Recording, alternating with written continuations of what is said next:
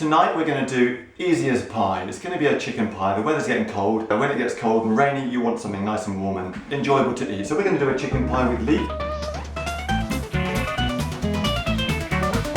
First of all then, let's wash the hands. I reckon this should take 15 minutes to prepare and then an hour before you eat.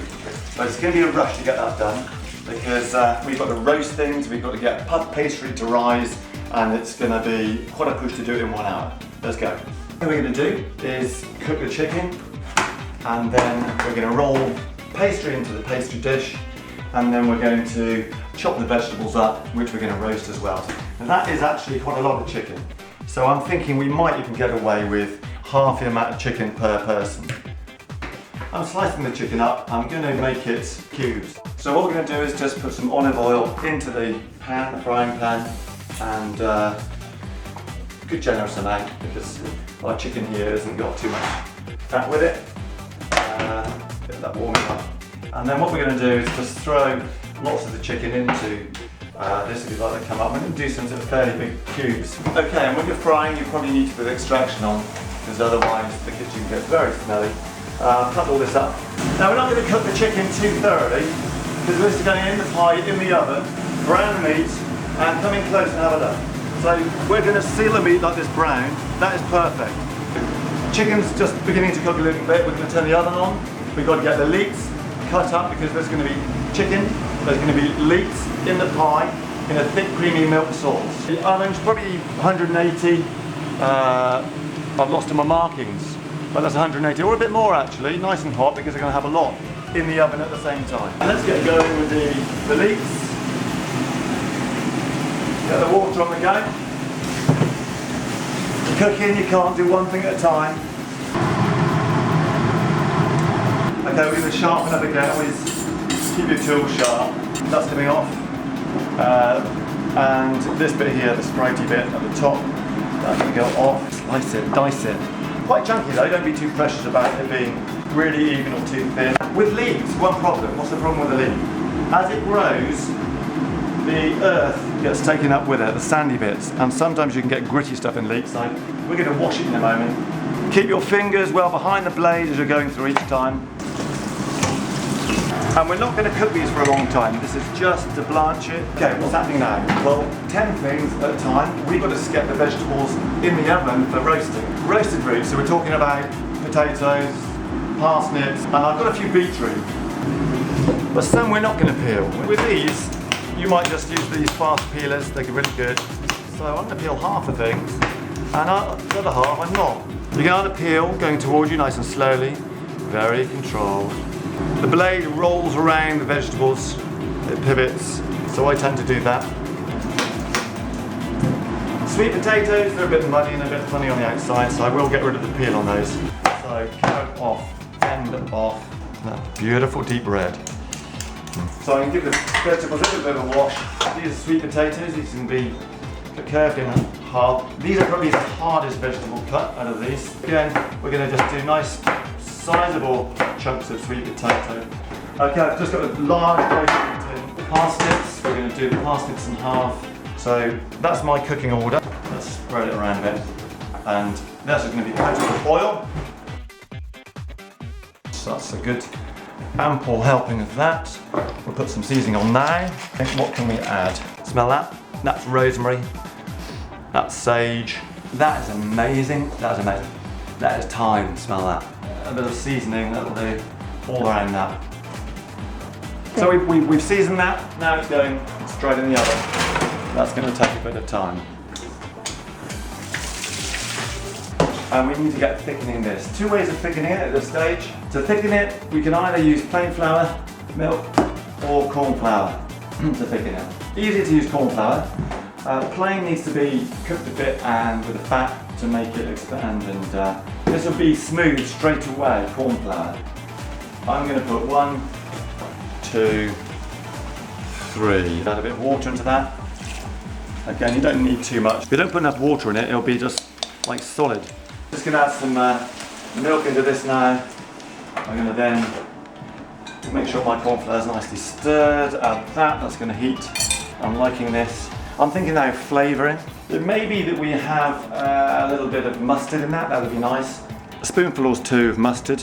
You need to experiment yourself to what you like in with food. Sometimes it's really nice to add posh things like creme fraiche or double cream. Add that in. Because you've got a lot of sauce in this, it may be that you add a stock cube. So I've got a chicken one here.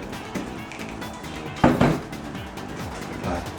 So stock cube. Make sure it's well mixed. In it goes. This is going to be so delicious. And I'm going to pour this in to the pan with the leeks. And this is our pie filling. Turning it over, try not to mush things too much. Let's check the vegetables. That's looking good, but we do need to turn. When you're roasting these and you've got so many in a pan, they will need a lot of turning. Probably 3 or 4 times whilst you're doing the meal. And back in. So we're going to put flour on our surface before we roll out the puff pastry, and we're going to roll this out to as thin as what will do the base. A bit of flour on the rolling pin. Is it big enough? A little bit more of a roll there, I think, because we can always take off the excess. It's quite thin this, but that's going to be fine. And here we go. In it goes. You need some hanging there because you're going to join it to the top bit of pastry. Roll the second one. We're going to just fill the top there. As you can see, I'm taking it bigger, but it's got to fill the top bit there. If you made the top too thin, it would not give it much of a rise. We do want a little bit of a rise on the top bit of pastry. There it goes. Look at that. That's going to be delicious. Spread it out. And make sure there's chicken everywhere.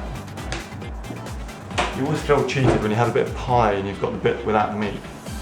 And then just gently spread that over. And this is where we need to do some pinching of the pastry together, just to seal it. Now, really, I could have had the top bit a little bigger, but I'm just going to pinch it by hand and go around. Done. But pies like this do cause a problem in that they expand. Let's cut some holes in the pie so the moisture comes through. That's enough. And in the oven it goes. I'm putting the pie in the top here. Conventional oven will definitely be in the top with a bit of space above it so that the air can sort of flow around.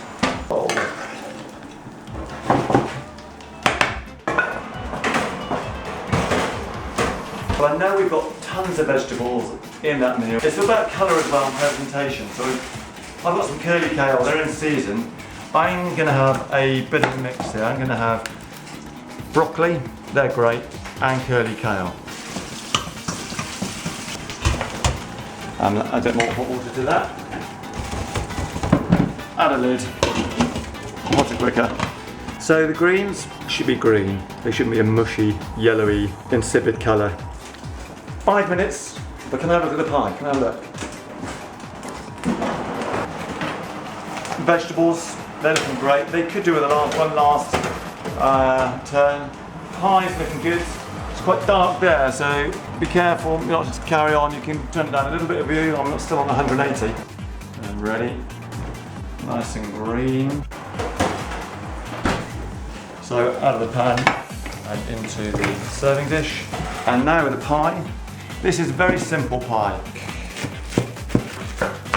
Looking good. Gorgeous. Look at that leek.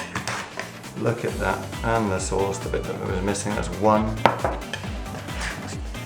Let's do a corner one there. And a bit of the sauce. Gorgeous. Try not to slop it on a plate. Nothing worse than bad presentation. Carrots. Make sure they get a few of each, so if you can see that they've missed out on the beetroot, go and get some beetroot for them. There we go, a bit of beetroot. Bit of colour on the edge. Seasonal vegetables. How healthy is that? How healthy is that meal? I can't wait to get my teeth into that. But look at that. Scrumptious.